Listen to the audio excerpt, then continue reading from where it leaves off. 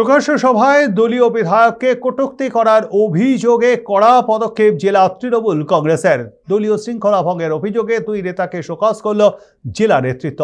Show cause করা হয়েছে জেলা সম্পাদক অরূপ দে এবং ধূপগুড়ি জয়হিন্দ বাহিনীর টাউন সভাপতি তাপস করকে।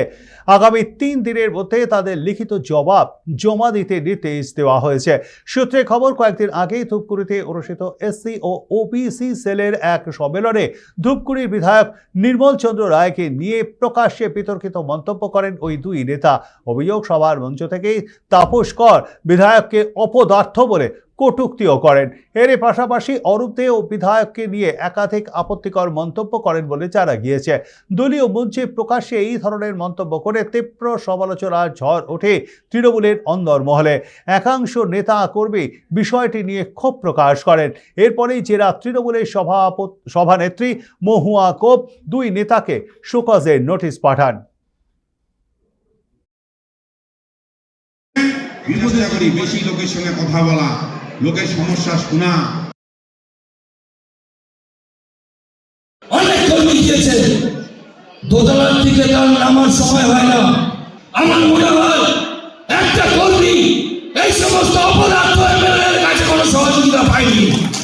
উনি ওনার মন মতন তৈরি করে দিয়ে আজকে দলটাকে শেষ করার একটা পরিকল্পনা ধূপগুড়ির বুকে করছে। আমরা তৃণমূল কংগ্রেসের কর্মী, আমরা 1998 সাল থেকে তৃণমূল কংগ্রেসটা করি। আমরা ওনার চক্রান্তে আমরা তৃণমূল কংগ্রেসটাকে শেষ হতে দিব না।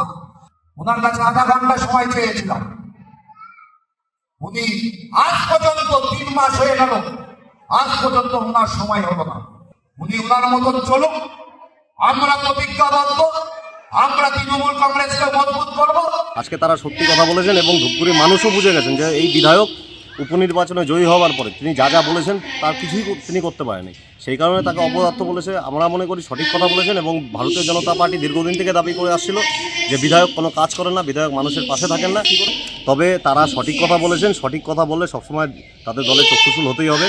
মানুষ জানে তারা কাজ করে না এবং তারা যখন ভরা মঞ্চে দাঁড়িয়ে সঠিক কথাটা বলে দেয় তখন তো তাদের দলের তরফ থেকে প্রকোপ পড়বে। এটা কোনো বিষয় নয়। আর আগামী দিনে দেখবেন সেই সমস্ত নেতারা সব কিছু ভুলে গিয়ে আবার এক হবে, কেননা তাদের করে কমে খাওয়ার লড়াই। এই লড়াইয়ের যদি তারা এমনিতেই বুঝে গেছেন যে ভারতীয় জনতা পার্টি আগামী দিনে ক্ষমতা আসছে, তৃণমূল সরকার আর থাকছে না।